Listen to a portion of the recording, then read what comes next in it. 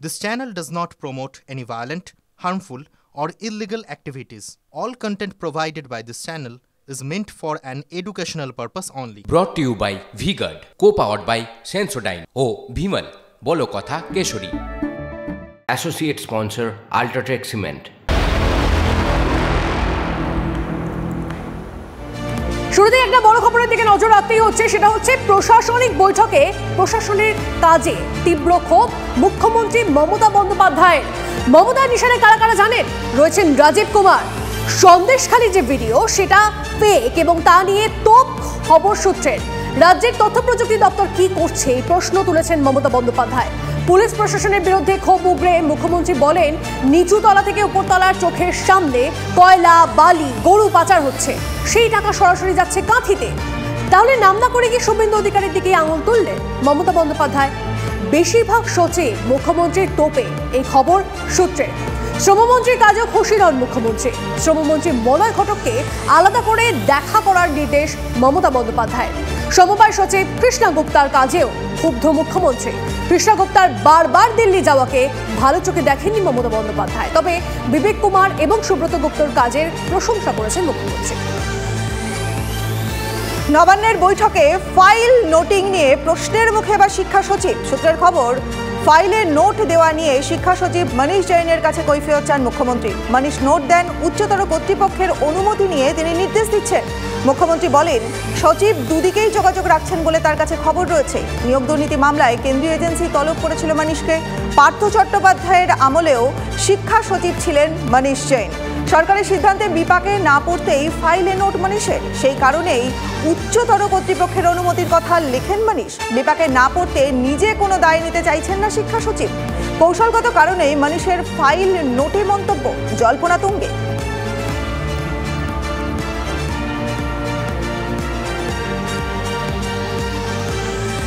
আর এই গোটা বিষয়টা নিয়ে আমরা কথা বলেছিলাম বিজেপি সাংসদ শ্রমিক ভট্টাচার্যের সঙ্গে। কি বলেছেন তিনি শুনুন।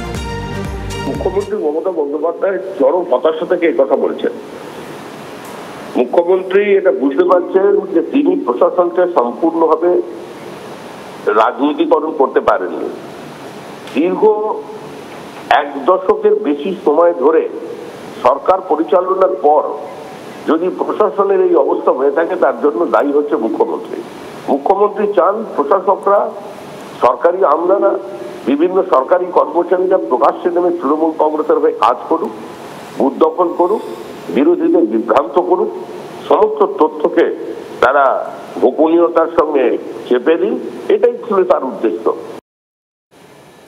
এবার ফের বিজেপি শিবিরে ভাঙনের ইঙ্গিত কাদের জানেন? তৃণমূলের। বাংলার 3 বিজেপি সাংসদ তৃণমূলের সঙ্গে যোগাযোগ করেছেন। এক্স মাধ্যমে এই পোস্ট রাজ্যসভার তৃণমূল সাংসদ সাকেত গোখলে। আগেই এনডিএ জোট বেশি দিন টিকবে না, ক্ষমতায় আসবে ইন্ডিয়া, এই বলে দাবি করেছিলেন মমতা বন্দ্যোপাধ্যায়, নিশ্চয়ই আপনাদের মনে রয়েছে। এবার সেই দাবি জিইয়ে রেখেই পোস্ট তৃণমূলের রাজ্যসভার সাংসদের।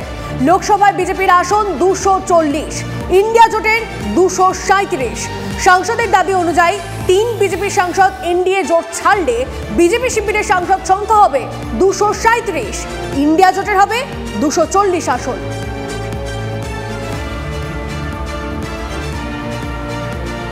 হুগলির বলাগড়ের বিধায়ক খেটে খাওয়া মানুষ এবং অসংগঠিত শ্রমিক ছিলেন। সাহিত্য চর্চা করতেন, সাহিত্যিক মহাশ্বেতা দেবীর পছন্দের পাত্র ছিলেন। আর সেখান থেকেই মমতা বন্দ্যোপাধ্যায়ের নেক নজরে পড়ে যাওয়া এবং তৃণমূলের টিকিটে জিতে বিধানসভার সদস্য হওয়া। কথা বলছি মনোরঞ্জন ব্যাপারীর ব্যাপারে। 2019-এ যে বিধানসভা এলাকায় 34,000 ভোটে এগিয়েছিল বিজেপি, সেই বিধানসভায় 2021-এ 6,000 ভোটে জেতেন মনোরঞ্জন।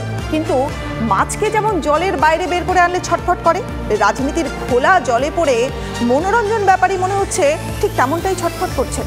হুগলি কেন্দ্র থেকে তৃণমূলের রচনা বন্দ্যোপাধ্যায় জিতলেও বলাগড় বিধানসভা থেকে তিনি কিন্তু লিড পাননি। বিজেপি সেখানে 1005 ভোটে এগিয়ে রয়েছে। তার ফলাফল, বলির পাঠা খুঁজতে নেমে পড়েছেন মনোরঞ্জন ব্যাপারী।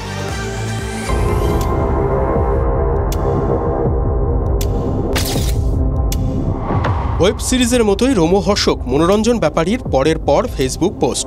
প্রতি পোস্টেই বিতর্কিত খবরের রসদ। মনোরঞ্জন ব্যাপারী তৃণমূলের বলাগড়ের বিধায়ক রবিবার লিখেছিলেন, রাজনীতিতে আসা ভুল হয়েছে, মমতা বন্দ্যোপাধ্যায় প্রচার থেকে দূরে থাকতে বলেছিলেন, সেদিনই অপমানিত হয়েছি। সোমবার লেখেন, জানি না আগামী নির্বাচনে টিকিট পাবো কিনা। এর খানিক পরেই আবার লেখেন, দলদাস নই, হব না কোনোদিন, আমি মানুষের দাস। এত কিছু লিখেও সোমবার সব পোস্ট উড়িয়ে মনোরঞ্জন বলছেন, পুরনো না মুছলে নতুন লিখবো কি করে? পুরনোগুলো মাথার মধ্যে যদি চেপে বসে থাকে, নতুন ভাবনা নতুন কথা তো মাথায় আসবে না। যখন রাজনীতি করতে এসেছি তখন চারদিকে আওয়াজ হচ্ছিল খেলা হবে। আমি কিন্তু বলাগড়ের মানুষের কাছে বলেছিলাম লেখা হবে, একটা নতুন ইতিহাস লেখা হবে। এখনো পর্যন্ত যা ঘটেছে তাতে বিতর্কের লম্বা ইতিহাস লিখে ফেলাই যায়। বলাগড়ে বিধায়ক হওয়ার পর থেকেই স্থানীয় তৃণমূল নেতা নেত্রীদের সঙ্গে দফায় দফায় বাকযুদ্ধে জড়িয়ে পড়েছেন মনোরঞ্জন। হুগলির যুবনেত্রী রুনা খাতুনের সঙ্গে ঝামেলা থানা পুলিশ পর্যন্ত গড়ায়। দলের নির্দেশে সেই দ্বন্দ্বে সাময়িক দাঁড়ি পড়ে। সেবেলা মনোরঞ্জন বলেছিলেন ফেসবুকে সাহিত্য লিখবেন, কিন্তু বারবার দলীয় দ্বন্দ্বের কথাই তো ফেসবুকে লিখছেন মনোরঞ্জন ব্যাপারী। দলের সিদ্ধান্ত নিয়েও প্রশ্ন তুলে দিচ্ছেন। আমাকে যদি লড়তে দেওয়া হতো, একদম নিশ্চয়ই জিততাম। 2024-এই 26-এর ভবিষ্যৎ কি তাহলে দেখতে পাচ্ছেন মনোরঞ্জন?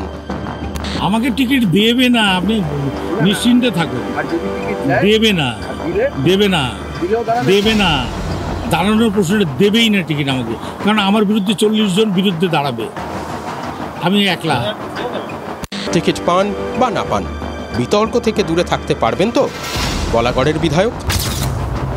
ব্রট to you by V-Guard, co-powered by Sensodyne ও ভিমল বলো কথা কেশরী। Associate sponsor UltraTech cement.